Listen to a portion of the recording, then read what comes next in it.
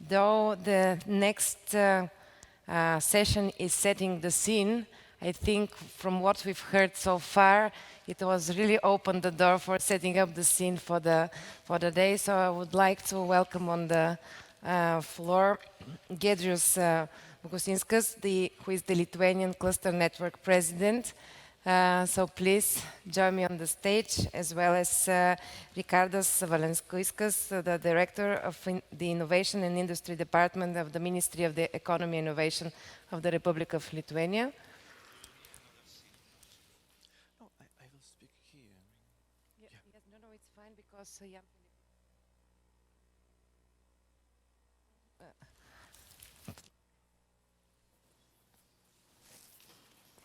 Okay. Where else? Yeah. Dear colleagues, dear partners, representatives from European Commission, representatives from our Ministry of Economy, I'm very happy to see you here, and of course a lot of participants online. On 16th of February, we met in Malaga, and I received confirmation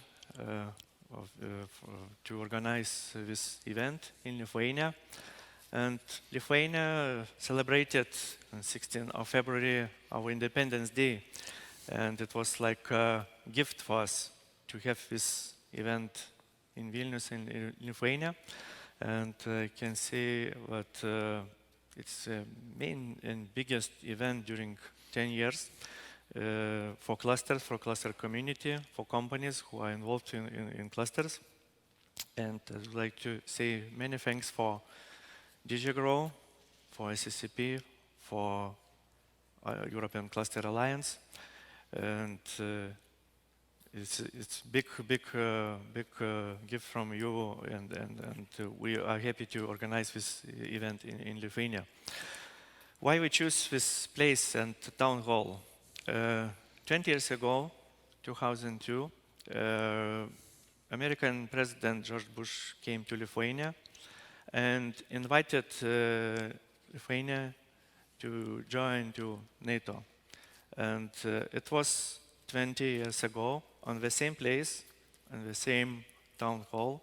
And I would like to say that this place is successful for agreements, for discussions, and I hope in this conference we will make decisions and agreements which we will remember after 5 years, and we will remember as very big event, very successful event, with and which made this big impact for us.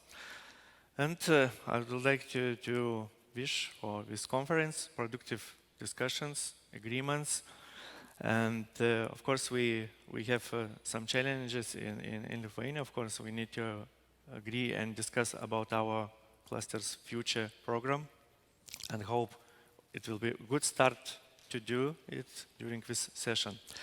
And I would like to invite first speaker and our colleague Ričardas Valenčiauskas, Director of Department from Innovation, Ministry of Innovations Agency. Please. Thank you. Thank you, Giedrius. So it's really my big pleasure to stand in front of you today, dear participants of the event. And today, my mission in this limited time to introduce you to the current state of play of the Lithuanian cluster ecosystem. And I would like to do that by having a look. So what is the current system, what we have so far achieved in Lithuania regarding the clusters and clusterization activities, as well what are the expectations from our side as the policymakers in the field of the networking and cluster activities.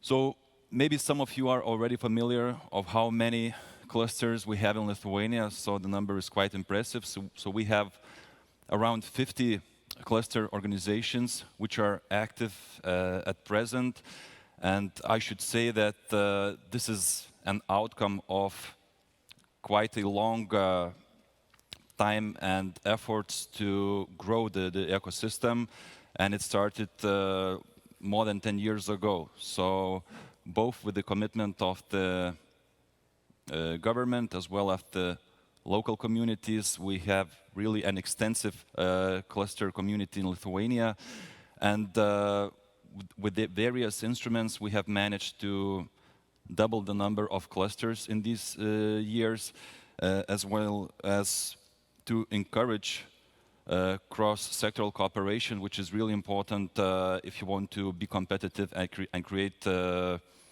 new products and services. As everywhere in life, of course, life principles matter, and of course, some clusters and some networks, they don't last very long. And in this case, we see that a trend that clusters are merging together, they are growing bigger, they have more members, and this is of course a good thing to have robust, solid players in the ecosystem. And it's not only about the numbers, it's also the quality, and in this case the quality is definitely approved by the labels of excellence, and currently we have 10 clusters which were awarded by this label, so it really shows that the ecosystem is getting mature. As well, another important aspect is the internationalization and competitiveness on the international scale. So more than the half of the clusters in Lithuania are part of various networks, both within Europe and even sometimes outside the EU and Europe's borders.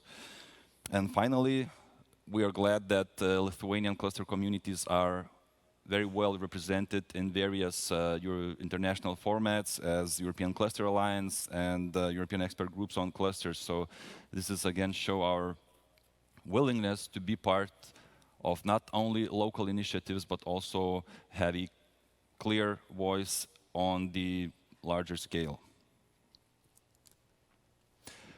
But not always, and not every time the sky is blue, so of course there are some negative things, and one of those things would be that when we see in the statistics that only 1% of Lithuanian companies are one way or another engaged in cluster organizations or other public support organizations, and you can see that compared to the rest of the countries, I'm not talking about the leaders, Sweden and other countries, but really there's a lot to be done in this area and to reach at least, I don't know, 5, and in the longer term at least 10% of the companies to be involved in other kind of in joint forms of cooperation. As I mentioned, a lot have been done in past years, and here you can see a few initiatives that were implemented also by the help of the EU financial support, and those measures, they encompass both the financial assistance as well as consultancy services, everything that is needed to develop the clusters and help their members to grow their business. And those different instruments, they target different activities, they help to look for new markets, to perform joint activities, to train the members of the clusters, to get access to the infrastructure and other vital resources. I would also like to emphasize the new initiative, which also comes from the European Commission, the Digital Innovation Hubs. So quite a lot of investment have been put in this area, and definitely it will grow the ecosystem even further. And it's not, again, only numbers, but when we try to assess the impact of everything we have done in recent years, so we can see that the positive effects are at least in several different areas, starting with the improved dissemination of knowledge and technologies. So where clusters or members of the clusters, they do joint activities, they share the knowledge, they introduce new technologies to the market, and this definitely helps for the clusters and their members to stay competitive in the game. Another important thing is, of course, the increased numbers in respect to turnover, to productivity, to investment into R&D activities. And we can see that companies which are part of the clusters, they at least show 20 or 30% bigger numbers in this area. As I mentioned, productivity is one of the really important things for us. And we can see that it's also improved in recent years. And through various support measures, clusters and their members, they were able to find new partners, new suppliers, new sales channels, and they were able to enter new value chains, European chains, global value chains, and this is definitely a good thing to note. And finally, the access to infrastructure, to other resources, which is quite often is not accessible if you are working alone on your own. So we see that all of those initiatives that were implemented definitely helped to get the access to the relevant infrastructure. So that is what we have at the moment, but I would like also to take a few minutes to introduce you to our vision on the future and what are our expectations in this area. So first of all, to have even bigger impact, economic impact, or impact on innovation, on new technologies, and also to contribute to the bigger openness, to the open culture between clusters and their participants. So when we talk about the impact, again, the key thing is to help our clusters to catch up with the EU, with the rest of the EU, to at least achieve the EU averages in the areas of productivity, of the wages within the clusters and their members, and again, investment into R&D activities. And another thing is we would really like and will try to do our best to encourage Lithuanian organizations to be more active, to take the lead in various international projects. Of course, that projects that deal with the regional challenges, which are not only local but are relevant to other regions and countries as well. And switching to the open culture, so the ambitions are quite high, at least. And the first ambition is at least to have one cluster within the Global Innovation Index, and to have one cluster in top 100 science and technology clusters. Another ambition is to have at least one cluster who is awarded with the gold label of excellence. Also to increase the international networking. As I mentioned previously, nearly 60% of clusters are involved in various international networks, and the hope from our side is to have it even bigger international participation, and to have at least 4 out of 5 clusters to be involved in those networks. And finally, of course, to create the ecosystem that could be that the clusters would be very mature, they would be self-sufficient, that less and less external initiatives and support and help would be needed, and that the companies, they would truly see the benefits of being part of those clustering activities and to help them boost their businesses. And to sum everything up, so really clusters could and should act as advocates for cross-sectorial cooperation, for interdisciplinary research and activities, to promote internationalization of our businesses. Also to take one of the leading roles when we talk about smart specialization strategies to encourage clusters and then the companies to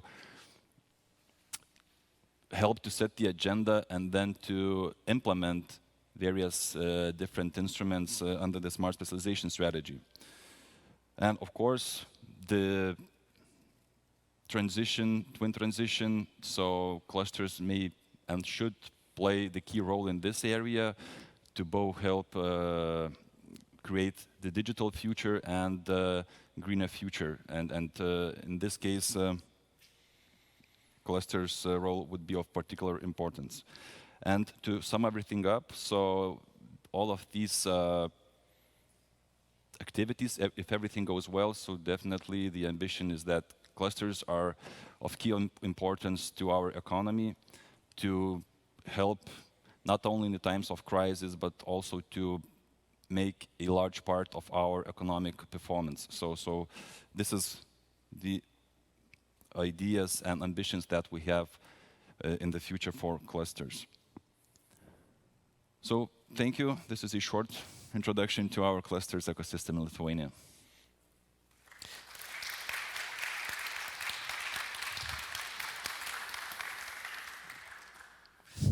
Thank you very much. Yeah, and I would like to invite another speaker online to represent online Jean-Philippe Kramer. Prognos made big job, and you will explain for our European partners about our clusters, our cluster community, and our ecosystems. Jan, please.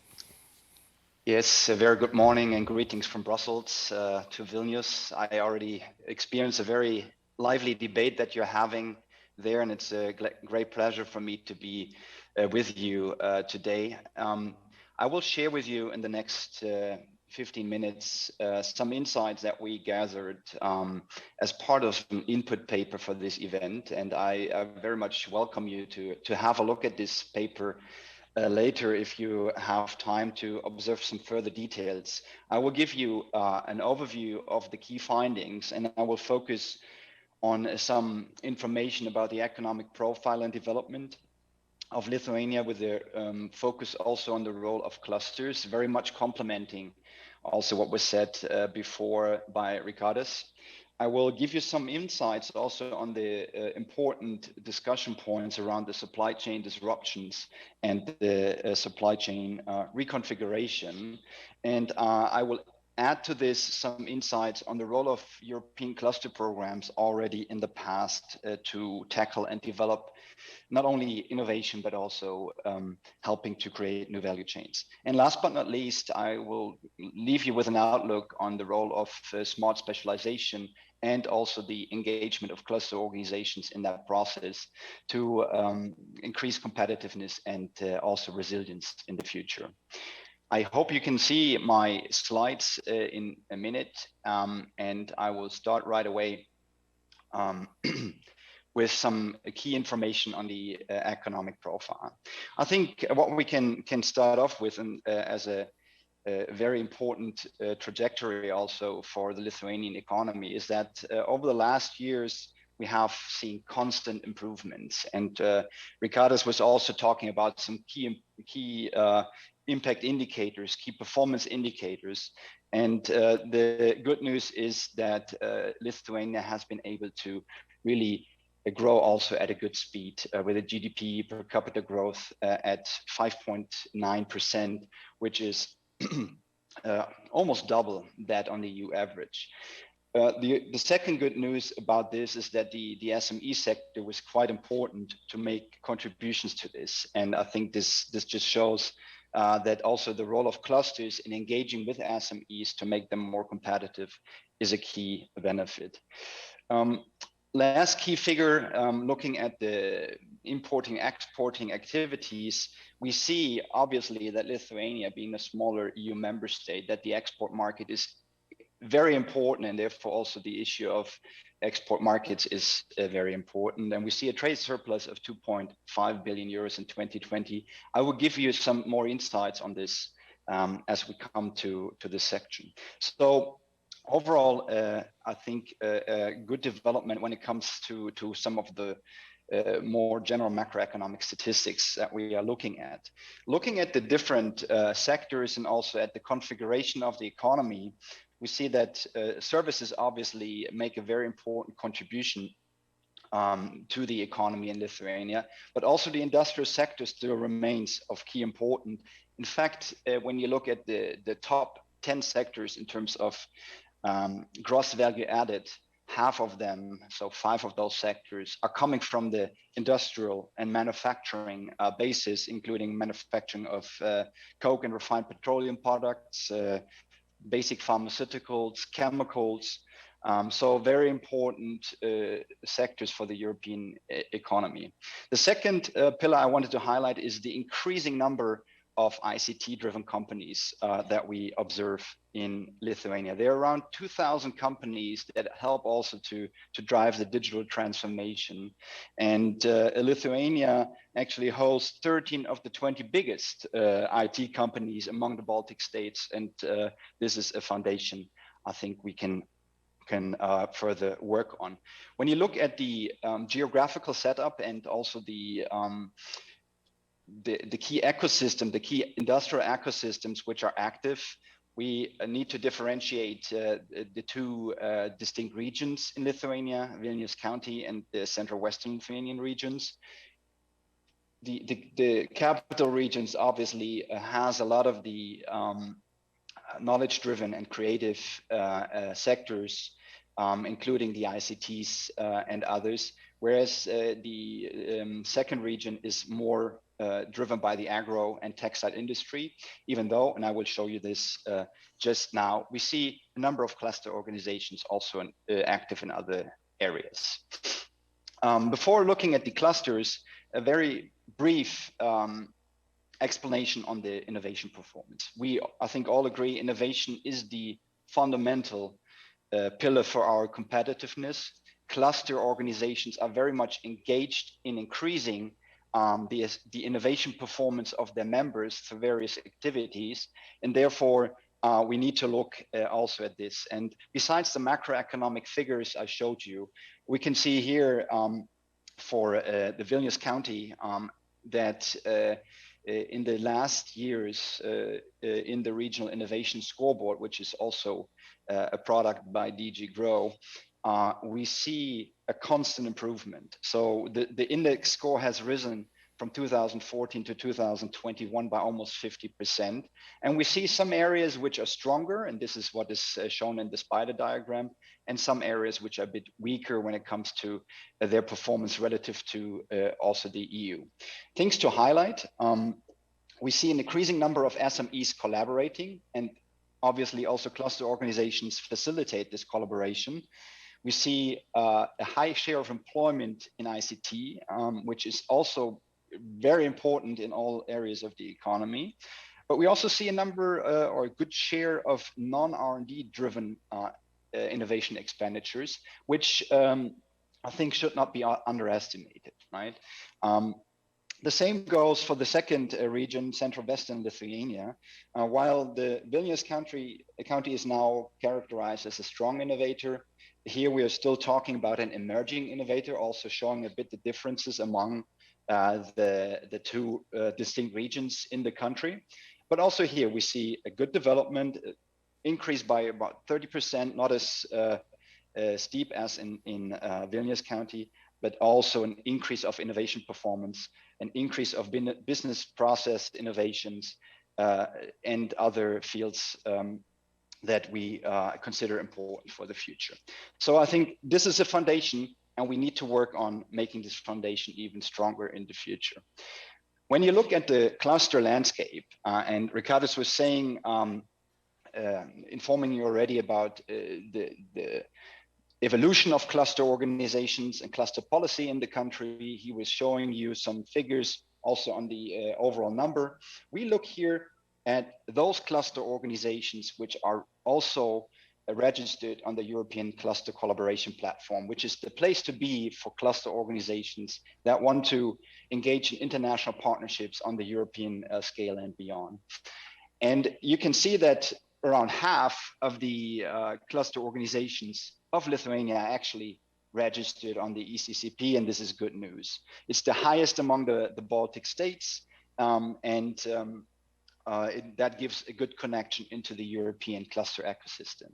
As you can see on the map, a concentration is clearly in the Vilnius region, with 70% of the cluster organizations are really located here, followed by Kaunas region, and then the other parts in the western areas of Lithuania. We have a number of ecosystems addressed, from agri-food, from digital, electronics, and more. So you can see on the map that this really features key areas of future importance in the economy. There were already some figures on the constitution of those clusters, so I keep this short. We do see that the cluster by membership are still rather small. So 23 out of 26 are actually below 30 members. So it doesn't say anything about the quality, but we only have 3 clusters which are larger, including the textile cluster, the agri-food Lithuania, and also the smart digital solutions cluster, which are larger.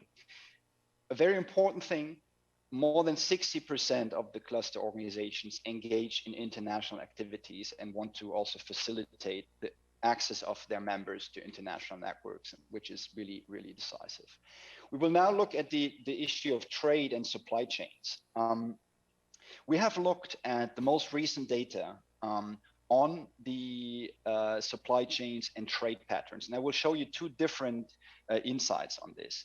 On the left-hand side, you see the import by the 10 most important countries, and on the right-hand side, you see the exports. They both come to 15 to 17 billion euros when you look at these 10 most important trade partners. And as you can see on the left-hand side, we do have a stronghold, of course, in the European Union and in the single market, which I think you all agree to. This is core. So 9.4 billion of those 15 are actually in the EU. But at the same time, you can see that in the dark blue color, the share of Russian imports in 2019 was more than around 3.2 billion euros, in fact, and that made up a share of more than 20%. So you see also on the import side, the strong interconnection that was still there in 2019. Also, China, of course, is on the list, even though much smaller on the importing side as compared to Russia, to Germany, but also much smaller than Latvia, for instance, or Estonia. So China comes to around 720 million euros here. On the export side, the picture is a bit different, but you can still see that some of the key partners remain, or key exporting markets, I would say, to keep it more neutral. Also here, the single market is extremely important and gives still more room for future growth, with around 9.7 billion going to the EU markets, and the Baltics being with 32% a key exporting destination. But also here, we see, of course, that Russia has a role to play, but we also see the US and the UK as key trading partners and export destinations to have a look at. Of course, we need to talk about supply chain disruptions. We do see, of course, that already in these pictures, you can sense that there is friction. We know about the China embargo. We know about the sad implications of the terrible war and the geopolitical consequences of this. And this all, of course, has a severe impact on these figures. I can go one level further, which is the commodities. Right now, it was an aggregated picture, and I show you here 2022 data, so really the most recent data we can provide on secondary statistics on the important commodities imported to Lithuania for three countries of interest here, being China, being Russia, and being Ukraine, and of course, all in light of the supply chain disruptions. You can see that for China, overall, the volume of imports in absolute numbers, it's much lower, right? We're talking about around $400 million here for the 10 most important imported commodities. For Russia, it's 4.2 billion, which is quite visible. For Ukraine, it was about 525 million euros, right? Dollars, excuse me. So you can see from these numbers and also the specific commodities that we have a different setup here. In China, we see lots of very important inputs for the value chains, telephone sets, components like electronic integrated circuits, printed circuits, semiconductor elements which are important for the photovoltaic industry and others, and also for the automotive industry. So accessories for motor vehicles and other parts. So we see, of course, a restriction here. On the Russian case, it's as expected. The top five are all linked to oil and gas, and we all know about the decision of Lithuania to ban these imports already in early April 2022. For Ukraine, as I said, around 520 million dollars in import. And there has been a steep increase also of these imports over the last years since 2019. So it's a very unfortunate development, as we all know. And the inputs, as you can see, are smaller by their shares, but we have a number of commodities coming in that are used for detergents, for industrial lubricants, and others, but also, of course, in the food sector, as we all know. I wanted to show you some takeaways that we gathered from talks with the Lithuanian cluster community. And you can see the effects on supply chain disruptions are very, very fundamental, and we need to find ways to deal with that, like the event today. You see a quote from FETEC on the photovoltaic industry saying that looking for cost-effective alternatives from the materials imported from China, from chips, solar cells, wafer, solar glass, it's challenging. We see from Litec in the laser market, 1/3 of exports go to China. So there's a major distribution market lost. This has a multiplying effect on European supply chains because also the restrictions go further down the low. Other companies are looking for supplies from other places. We see from the automotive sectors that export problems to China, redirecting also big multinational corporations, has an effect on the Lithuanian economy, and clusters are right there. From the Lithuanian plastics cluster, the input from raw materials is more difficult now due to the war in Ukraine. So there is a price issue here that is difficult to manage. And last but not least, from the smart food cluster, it's important to diversify export markets, right? We need to catch the attention of big companies, and the EU organized matchmaking could be effective in this respect. And this is a message to the event today in Vilnius. And looking back, in fact, the European Commission, DG GROW, had funded already a number of cluster initiatives in the 14-20 period, which have addressed this. So there were cross-sectoral value chain creation under INESUP. There's internationalization under the European programs for I. There's driving the excellence and also smart specialization. So numerous activities from the European Commission to support this. And I give you a brief glimpse of some of those. We see here for the INESUP an initiative that was extremely successful also in terms of its stimulation of innovation and creation of new value chains. Lithuania was quite engaged, right? We know, and I take the words from Ricardas, the ambition is to be even more engaged in the future. But already in the past, we see that Lithuanian clusters have been quite active in these InnoSub projects, coming up to fundings which are also significant. These projects make up more than 20 million euros, and they focus on things that we need to drive also the digital and green transition. So urban tech as one example that was also including the Kaunas Science and Technology Park, focusing on green industry and smart cities. Blockchain innovation space is very important also for our supply chains in the future, with UAB involved. Remote sensing companies in Parsec. So a number of very important initiatives. And the importance here is more than 30 partners were connected. And if you include the SMEs underneath that structure, you're talking about more than 1,000 SMEs that are really connected through these activities. And the same goes for the other actions from the European Commission, which look at cluster networking, learning, and excellence. Also here, 23 partners connected in the various projects. Very important topics, again, from agri-food, from science to market, green technology 2.0. So a number of things that are really helping also the Lithuanian clusters to increase the competitiveness of themselves and their members in the future. So talking about the future, one last look into the past. We have looked at the smart specialization strategy of Lithuania, and as it was said, clusters play a key role. In the last period, the strategy of Lithuania focused on 7 priorities. They were developed in a two-stage EDP, so entrepreneurial discovery process. And it was an active also updating happening.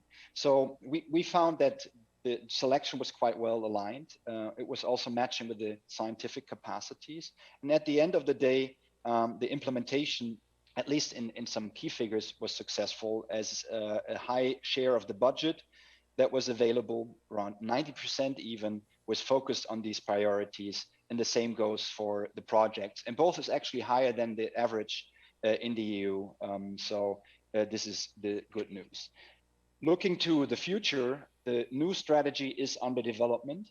There are 3 main priorities as of the draft in March 2022. And clusters will play a key role, and we can see this already. So we asked the cluster community of Lithuania, where do you see yourself being engaged? And the clear votum is that in particular, we see a high number of clusters which can contribute very significantly to the ICT, followed by the health technologies and biotech, and the new production processes and materials.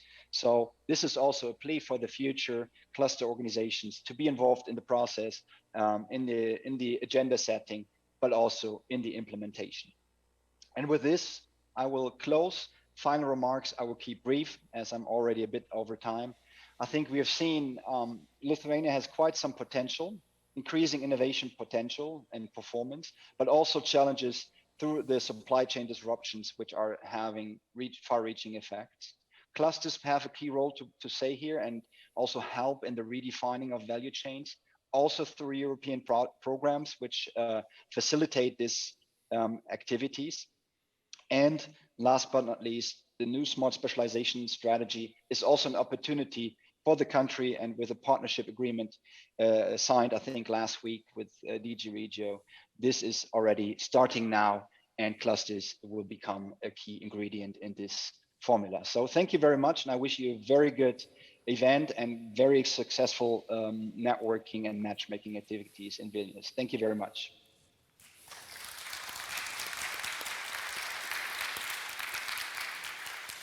Thank you very much for Richardas, for Jan, for your presentations. And short summary, we see in our priorities green and digital transition.